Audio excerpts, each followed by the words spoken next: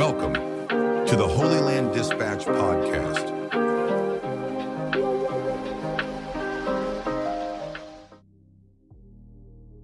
Hello and welcome back to another episode of the Holyland Dispatch podcast. In recent years, we could draw the line between the left and the right in very different ways depending on geography. In Europe, it seems to have been drawn between pro-immigration and anti-immigration, as well as around the positions regarding the green agenda. In the US, it was a combination of positions around immigration, identity politics, and the prioritization between foreign and domestic focus, among other issues.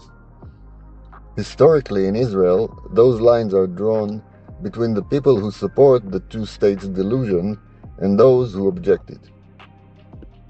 Economically speaking, the majority of the Knesset, at least since the 90s, seem to be more or less in a similar place. Unfortunately, not yet fully immune to socialism, but practical as they allow the market to operate semi-freely.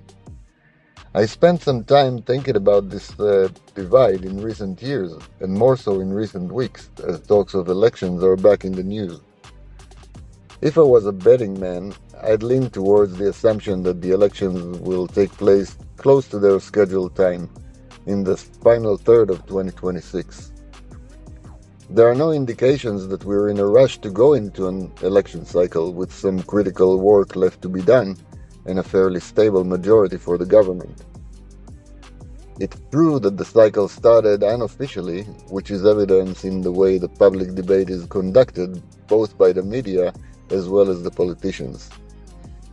The politicians now answer questions when they do so, that is, in a "this is why you should vote for us" or "this is why you shouldn't vote for them" terms, rather than really addressing the question at hand. Signs are up on buses and other places for a while, and incredible amounts of money are reportedly being poured, obviously more on the opposition side, on campaigns, even though elections were not officially announced. And so, I find myself trying to draw the political map again, and explaining to myself first and foremost, where are the lines drawn? The bottom line remains as it was when I wrote the State of the State series almost a year ago. The country is divided on the most superficial level at pro-Bibi versus anti-Bibi. My opinion also remains the same, meaning this superficial divide leads to superficial analysis, which drives superficial actions that do not move the country forward in a positive direction. When one takes the time to understand what every candidate and party represents, one must come to some conclusions. My first conclusion is that there are way too many parties. What is the real fundamental difference between the group of parties that define themselves as center but are actually left? What is the difference between Yair Lapid's Yesh Atid, Bennett's unnamed party, Avigdor Liberman's party, Benny Gantz, Gadi Eisenkot? This is a group of parties that seem to be looking for people with no real positions about any of the core values, or about any of the issues we're facing. Their stated policies are fluffy cliches stated with mock passion at best. Here today, gone tomorrow. Anywhere the wind blows. Let's all be friends, equality, compassion. Hey, look, here's some free stuff. The second conclusion I came to is that the boycott game is still on.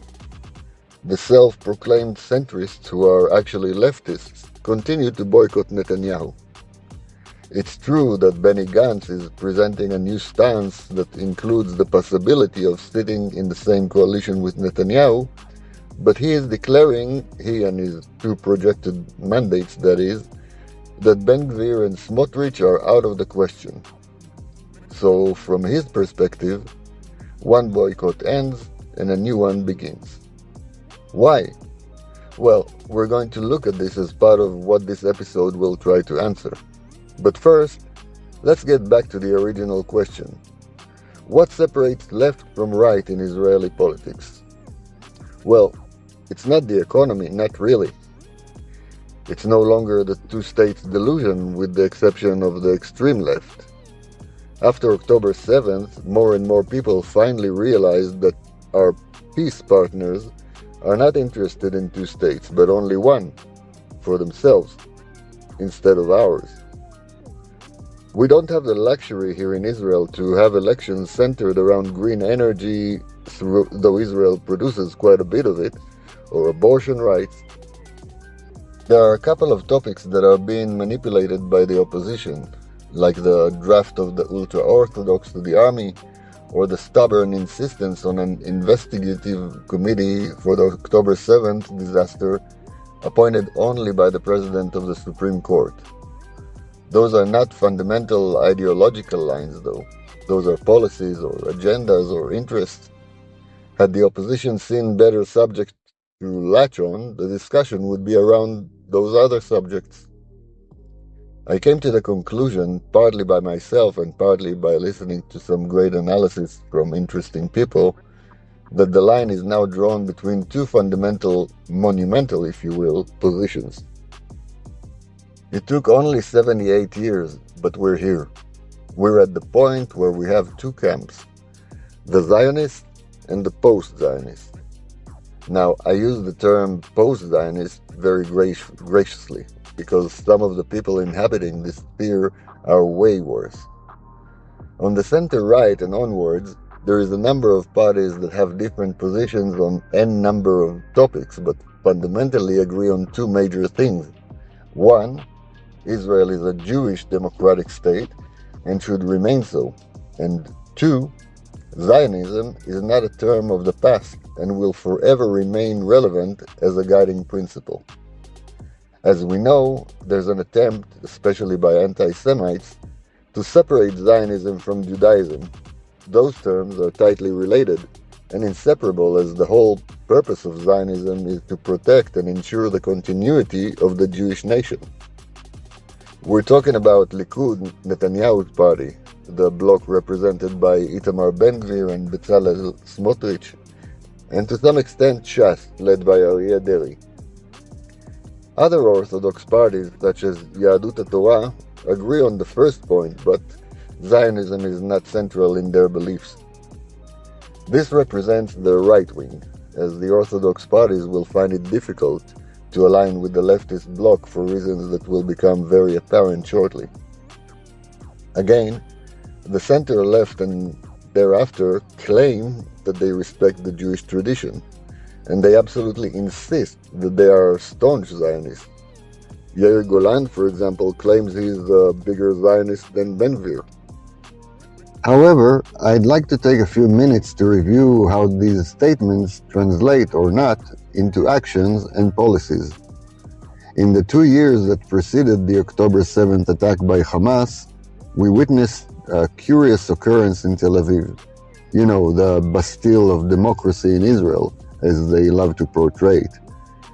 Yom Kippur, the holiest of the holy, people dressed in white as the custom goes gather in a public square to pray. Around them, a crowd of supposed Jews with drums and bullhorns, making extreme noise, pushing and shoving, doing their best to obstruct. Why is that? You would think that such things could only happen anywhere but the land of the Jews, wouldn't you? So why are these bullies, and mind you, self-proclaimed Jews, doing their best to interfere with the prayer? Well, it's because men and women pray separately. Meaning they pray at the same time, reciting the same texts, performing the exact same religious duties. Only they do it while men are on one side and women are on the other side of a white sheet that separates the crowd. In Tel Aviv, you know, they live in 2026, not in the days of King David.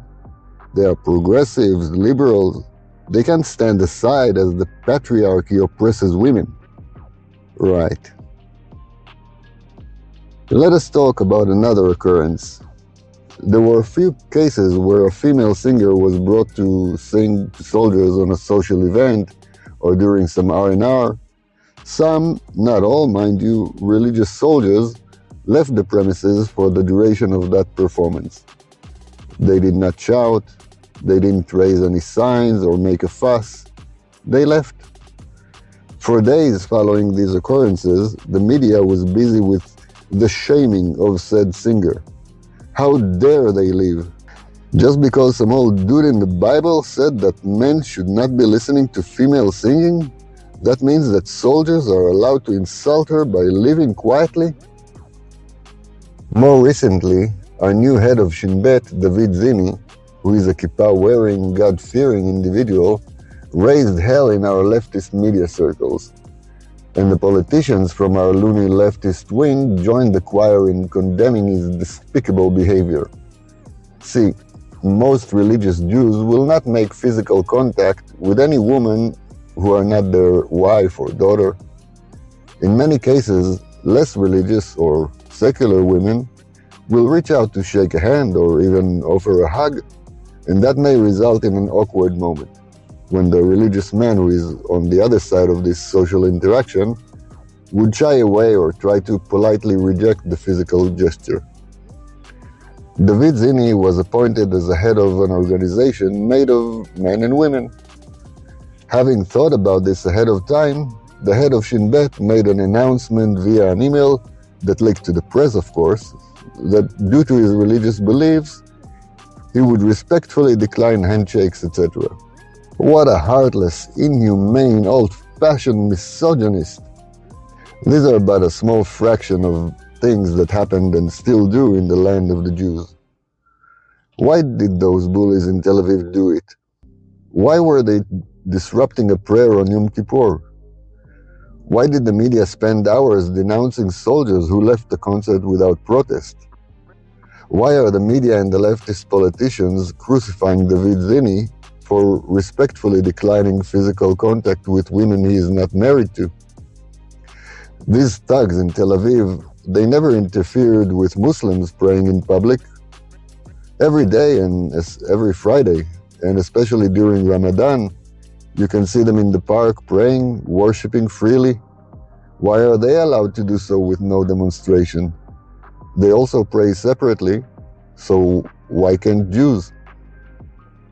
Well, the simple truth is that these thugs are not really outraged by the separation of men and women.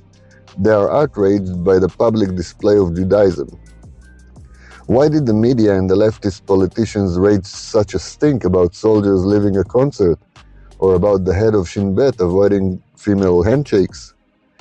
Not because of the patriarchy, I can tell you that much. Not because they care about the feeling of a singer they'd crucify in a heartbeat had they found out something click-worthy about her.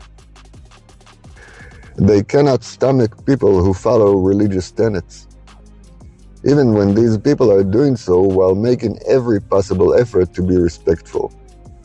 The very same crowd of finger-waving, pretentious hypocrites preach individual rights from every rooftop. They are democratic. Hell, they even call their leading party the Democrats. But hey, you should know this by now.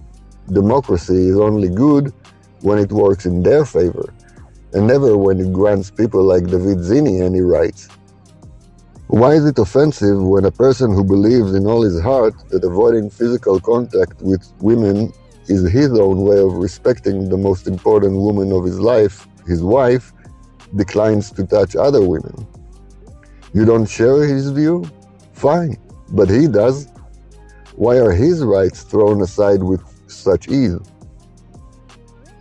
Let's talk about a few more items and then we'll try to wrap a nice red ribbon on the episode with some conclusions. Well, the obvious point to be raised, and I won't spend much time on it now, is the two states delusion. If you support this delusion, you've really lost the privilege of calling yourself a Zionist. Not only because you're willing to hand over land from the tiny speck allocated to Jews among the 20-plus Arab countries around it, but you're also inherently endangering the tinier partial speck that remains. There is nothing Zionistic about it. Furthermore, there are swaths of lands in the Negev in the south of the country and in the Galilee up in the north that's waiting for Jewish settlement for years now. In Judea and Samaria, at least in what we call Area C, Bezalel Smotrich has done a terrific job unfreezing construction and settlement, both legal and super moral. There were and are plans to do more in the two regions I mentioned above, and only the Supreme Court, the completely not leftist institute, has made a point of blocking the establishment of new Jewish settlements.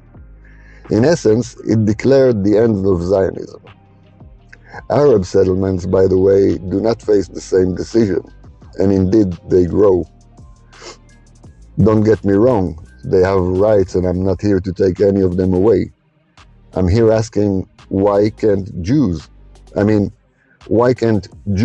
build Jewish settlements within the consensus borders of the Jewish state? All right, it seems like I've been a little bit all over the place, but I really wasn't. It's all connected, and now we'll connect the dots. And hey, we'll even answer the original question. Remember, what separates left from right in Israel? The center-right and religious parties are aligned behind the idea of the Jewish and democratic state. For the most part, this bloc is the Zionist bloc that supports the continuous building and development of the Jewish state. They don't only talk about it, they do it. Far from enough, but they do. The center-left and the Arab parties share some of the political views, but allow me to focus on the left and exclude the Arab parties for the time being, as the discussion is around Judaism and Zionism.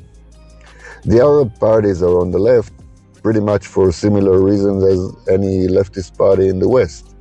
For the most part, they are socialists or communists and believe in some of the same nonsense as, say, the Democrats in the US, etc. What about other parties? What about the ones who call themselves Zionists, who claim to have great respect for the Jewish tradition? As Jews, we're forbidden from discussing God's essence, God's identity such that one exists. We are finite people, and God is infinite. As such, we cannot comprehend infinity, nor contain it. So how do we know God? We say, we know you by your deeds. Now, I don't know the thoughts of Yair Golan or Naftali Bennett.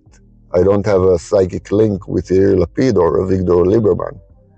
I do know, however, what these guys are promoting, what they object to, and what seems to bother them.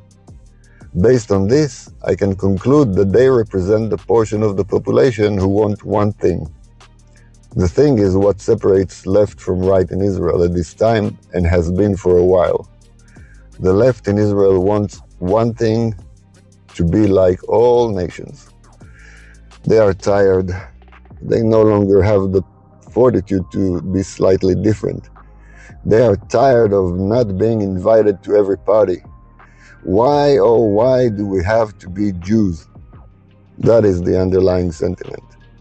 If only we could have been just like everybody else.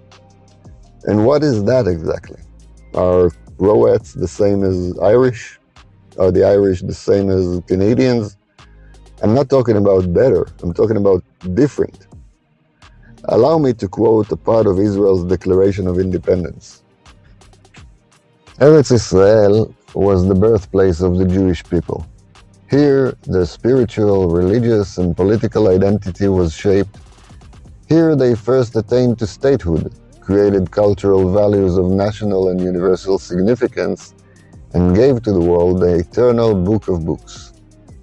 After being forcibly exiled from their land, the people kept faith with it throughout their dispersion and never ceased to pray and hope for the return to it and for the restoration in it of their political freedom. Impelled by this historic and traditional attachment, Jews strove in every successive generation to re-establish themselves in the ancient homeland. In recent decades, they returned in their masses. Pioneers, Ma'apilim, and defenders, they made deserts bloom, revived the Hebrew language, built villages and towns, and created a thriving community controlling its own economy and culture, loving peace but knowing how to defend itself, bringing the blessings of progress to all the country's inhabitants and aspiring towards independent nationhood. In the year 5657, at the summons of the spiritual father of the Jewish state, Theodor Herzl, the first Zionist Congress convened and proclaimed the right of the Jewish people to national rebirth in its own country. I read this to provide but a glimpse into the spirit of the text, its theme. It seems that there is a portion in our nation who forgot or want to forget why we're here. These are the people who just want to live and let live, not live as Jews and let live. So stop bothering us with your prayers. Stop showing your Jewishness with your tefillin and your kippah. Stop behaving like such Jews. Time to update your Torah to fit our progressive agendas, so we will be allowed at parties around the world. Furthermore, stop insisting on strengthening the country. It only pisses off the nations, and they won't let us into Roger Waters' concerts. Well, not unless we pledge allegiance to the opposition of the evil Zionism. We don't want the complications that come attached to our religion. Leave us alone already with your mitzvahs. This is what they are saying by their actions. Hey, it wasn't me. It was David Ben-Gurion, not exactly Ben-Gvir. He was the one who said, the state of Israel will be open for Jewish immigration and for the ingathering of the exiles. It will foster the development of the country for the benefit of all of its inhabitants. It will be based on freedom, justice, and peace as envisaged by the prophets of Israel. He and the mostly lefty Uniparty members who signed on the text that reads, the people's administration shall be the provisional government of the Jewish state to be called Israel. Note, the Jewish state. The left keeps harping on the term democracy, and yes, Israel is a democracy. But it is not just another democracy. The state was declared as a Jewish state, and while it mentions that it will ensure complete equality of social and political rights to all its inhabitants, irrespective of religion, race, or sex, that it will guarantee freedom of religion, conscious language, education, and culture, it will safeguard the holy places of all religion, the word democracy doesn't appear in it once. Israel, therefore, was established as a Jewish democratic state. The left wanted to be a democratic state in which Jews can live. Well, that's pretty much any Western country. See the difference? What separates the left from right in Israel, underneath all of the distractions, is the desire of the left to ditch the Zionist guiding principle that Israel is a Jewish state which must not only remain so, but continue to thrive and be developed. For the right, this is a source of pride. Pride in continuing the work of, as Ben-Gurion says, our prophets. Pride in practicing the religion our forefathers fought to preserve. Pride in being different in that regard while practicing the only democracy in the Middle East and participating in global arenas. There is a ton of words yet to be said about the topic, and I will venture to say them, but that will be in another episode. If you feel like sharing, liking, subscribing, or even pledging via coffee, it would really help the podcast increase its reach. And regardless, thank you for listening to this episode of the Holyland Dispatch podcast. God bless.